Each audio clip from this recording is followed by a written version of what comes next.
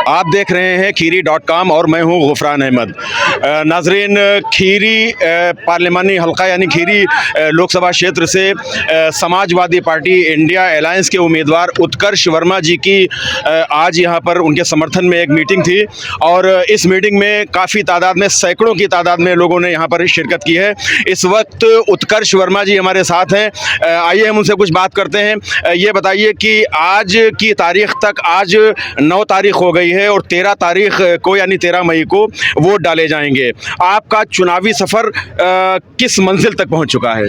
देखिए, 13 तारीख को जब मतदान होगा तो लगातार इंडिया गठबंधन के पक्ष में जनता का समर्थन बढ़ता जा रहा है और हमें लगता है कि जब 13 मई को वोट पड़ेगा तो इस बार लड़ाई 70-30 की होगी। 70% जनता ने मन बना लिया है कि इस बार इंडिया गठबंधन की सरकार बनाना है। नेशनल इश्यूज़ के लिए जो हमारे बड़े लीडरान हैं कांग्रेस पार्टी के या समाजवादी पार्टी के, जो भी अलायंस में हैं, लेकिन जो मकामी इश्यूज़ हैं, मकामी जो मुद्दे हैं जिन्हें लेकर आप पहुंच रहे हैं, उनमें ख़ास क्या इश्यूज़ हैं? देखिए, नेशनल इश्यूज़ के साथ में इस क्षेत्रीय इश्यूज़ भी हैं, जिसमें ये जनपद जो बाढ़ से ग्रसित है, ये सबसे बड़ा इशू है। बाढ़ से जनपद को मुक्ति दिलाना है। आज किसी भी सरकारी अस्पताल में किसी गरीब का इलाज नहीं हो रहा है, इसलिए अस्पतालों की व्यवस्था ठीक करानी है। शिक्षा में क्षेत्र में जनपद बहुत पीछे चला गया है, शिक्षा के क्षेत्र में काम करना है। इसमें शिक्षा को बढ़ावा देना है इस जनपद में, और कहीं ना कहीं विकास के मामले में, सड़कों के मामले में, पुल के मामले में, पुलिया के मामले में भी जनपद बहुत पीछे है।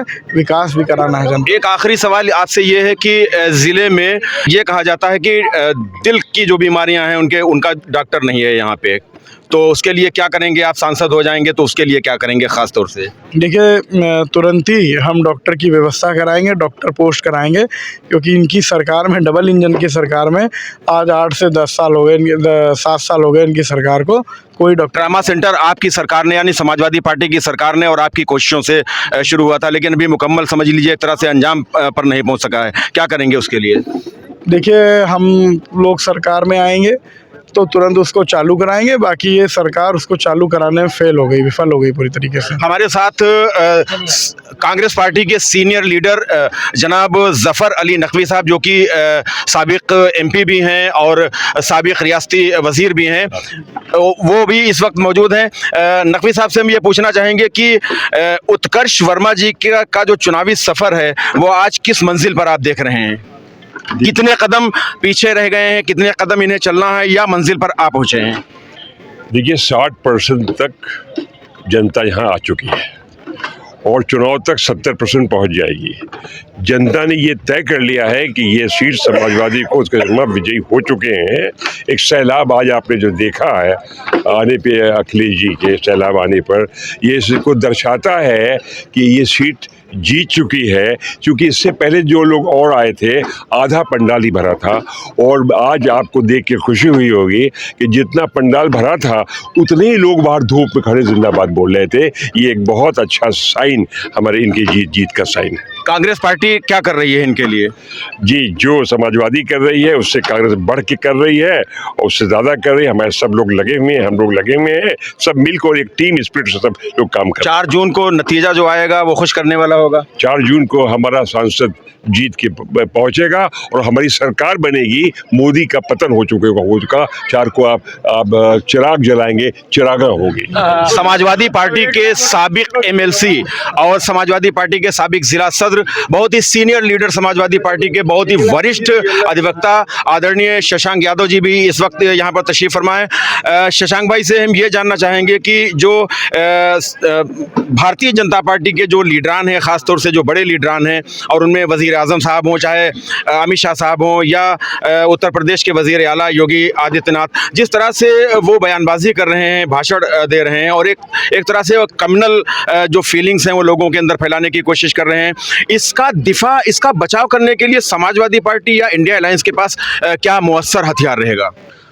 हम अपनी बात लगातार कहते रहेंगे, जो हम लगातार कह रहे हैं। बेरोज़गारी का मुद्दा, महंगाई का मुद्दा और नफ़रत के ख़िलाफ़ मोहब्बत का मुद्दा, हमारा पूरा इलेक्शन का जो कैंपेन है वो नफ़रत के ख़िलाफ़ मोहब्बत है। वो क्या कह रहे हैं, हमें उनकी पिच पे नहीं खेलना है। आज वो हमारी पिच पे खेलने को मजबूर हुए हैं। आज वो अडानी और अंबानी का नाम लेने लगे हैं, जिनका नाम लेने पर राहुल गांधी की स्पीच को पूरा उन्होंने डिलीट कर दिया था। और ये चीज़ निकल के आ गई है कि लगता है भाजपा के अंदर एक बहुत बड़ी बेचैनी है कि जो शख्स अब अडानी अंबानी को भी नहीं बख्श रहा है वोट के लालच में, वो घर वालों को कब बेच देगा कोई भरोसा नहीं है। आज इंतहा कर दी है उन्होंने, जो है अडानी अंबानी का नाम लेके जो आरोप लगाया है।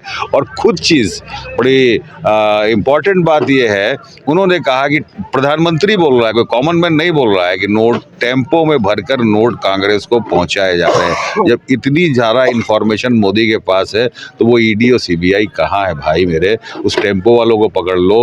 वो नोट कहाँ पर है जो तुमने जीएसटी लगाई थी, कहा था काला धन हमने खत्म कर दिया है, यानी कि तुम बिल्कुल फ्लॉप हो चुके हो। काला धन भी मौजूद है, कारपोरेट भी मौजूद है, बेईमानी भी मौजूद है, चंदे में धंधा तुम्हारा साबित हो चुका है इलेक्टोरल बॉन्ड के जरिए। वैक्सीन वाला भी जांच हुआ है यहाँ से। वैक्सीन इन्होंने कहा कि वापस ले लेंगे, वैक्सीन तो वापस ले लोगे, जिनके शरीर में हमारे आपके लग चुकी है वो कहाँ से निकलेगी, इसका भी तो जवाब जनता को दे दें।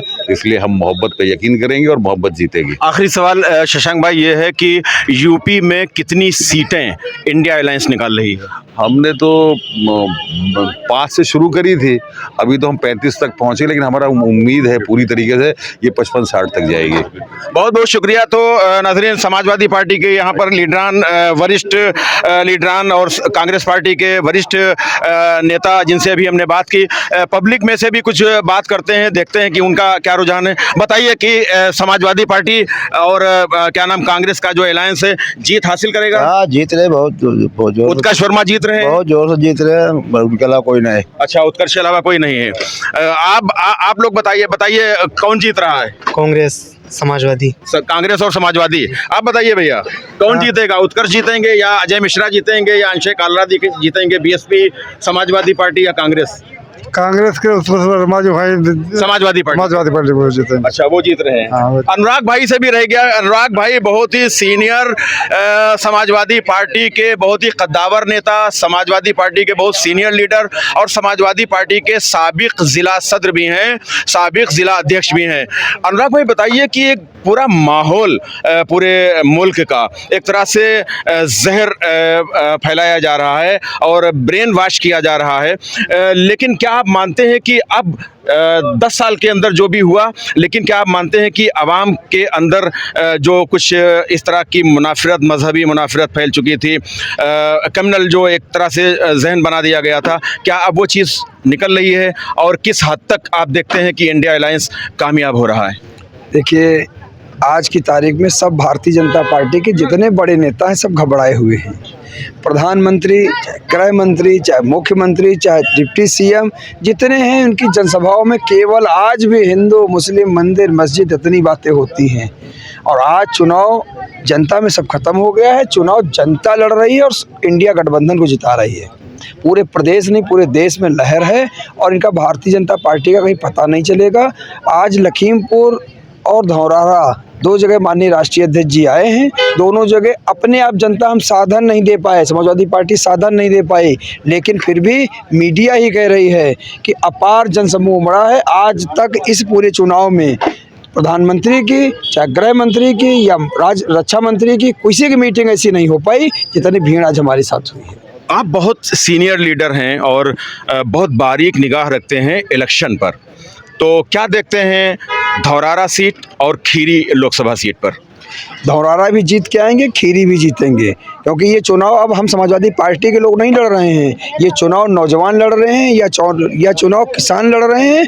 और आने वाले लोग, जो आने वाला भविष्य लोगों को दिख रहा है कि भारतीय जनता पार्टी ने अभी तक तो रेल बेचा है, कारखाने बेचे हैं, ज़मीनें बेची हैं, हवाई अड्डे बेच रहे हैं, रेलवे स्टेशन बेच रहे हैं। आने वाले में हम सबको ही बेच देंगे। इसलिए अगर भविष्य बचाना है तो सब जानते हैं कि इंडिया गठबंधन के साथ खड़े होना पड़ेगा। इसीलिए बिना बुलाए लोग भीड़ों में आए हैं और हम लोग चुनाव जीतने जा रहे हैं, दोनों सीटें। चौथे फेज में वोटिंग है यहाँ 13 मई को। वोटर्स से क्या कहना चाहेंगे? वोटर से कहना चाहेंगे कि लोग निकलें और लोकतंत्र की रक्षा के लिए, संविधान की रक्षा के लिए, कि लोकतंत्र में ये ताकत मिली है हमको वोट देने की, ये भारतीय जनता पार्टी को, पार्टी के लोग, बड़े नेता वन नेशन वन इलेक्शन के नाम पर लोकतंत्र को ख़त्म करना चाहते हैं और संविधान को बदलना चाहते हैं। हमें जो ताकत मिली इसको बचाना है, इसलिए घरों से निकल करके साइकिल वाली बटन दबाना है, इंडिया गठबंधन के प्रत्याशी को जिताना है 13 तारीख को। बहुत शुक्रिया अनुराग भाई। तो नाजरीन, आपने देखा कि हमने समाजवादी पार्टी के लीडरान से बात की, हमने कांग्रेस पार्टी के लीडरान से बात की, अवाम में से भी हमने 2-3 लोगों से बात की। और आज हम आपको ये बता दें कि आज 9 मई है और 9 मई को लखीमपुर के GIC ग्राउंड में और इसके अलावा कस्ता में समाजवादी पार्टी के राष्ट्रीय अध्यक्ष अखिलेश यादव जी उन्होंने जनसभाएं की। इसके अलावा इससे पेशतर दूसरी पार्टियों की भी जनसभाएं हो चुकी हैं। आज जैसा कि लोगों का कहना है कि बहुत ज़्यादा भीड़ भाड़ थी और अखिलेश यादव ने कई नेशनल इश्यूज़ पर अपनी बात कही, ख़ास तौर से जो वैक्सीन है, वैक्सीन को लेकर जो तरह तरह की इस वक्त बातें हो रही हैं, उसके जो मुज़िर असरात हैं उसके बारे में भी बात बताया। इसके अलावा बेरोज़गारी, महंगाई, इसके हवाले से भी बात की। मुल्क में जो एक हिंदू मुस्लिम का जहर घोला जा रहा है, इसके हवाले से भी बात की। भारतीय जनता पार्टी जिस तरह से मुल्क के माहौल को उन्हीं के मुताबिक, उन्हीं के कथनानुसार माहौल को ख़राब कर रही, उसके हवाले से भी राष्ट्रीय अध्यक्ष अखिलेश यादव ने बात की कई अहम इश्यूज़ पर। और उसके बाद जो मकामी इश्यूज़ हैं, लखीमपुर खीरी ज़िले के इश्यूज़ हैं, यहाँ तक कि उन्होंने लखीमपुर खीरी के एक प्रत्याशी का नाम लिए हुए बगैर उन्होंने कहा कि खटारा इंजन को अपनी सीमाओं से बाहर निकाल देना है। तो खटारा इंजन उन्होंने किसे कहा, आप अच्छी तरह से जान सकते हैं। मैं भी नहीं इस हवाले से कोई बात करूंगा, क्योंकि अखिलेश यादव ने जो बताया कि डबल इंजन की सरकार है और अब जो पोस्टर लग रहे हैं वो उसमें एक ही इंजन का फ़ोटो लगता है, तस्वीर लगती है। और उन्होंने बताया कि खीरी लोकसभा से जो एक खटारा इंजन है, यानी एक प्रत्याशी की तरफ उन्होंने इशारा किया कि अब उसको निकाल कर बाहर करना है, उसे हराना है। तो अब देखते हैं कि 13 तारीख में वोट डाले जाने हैं और 4 जून को रिज़ल्ट आना है।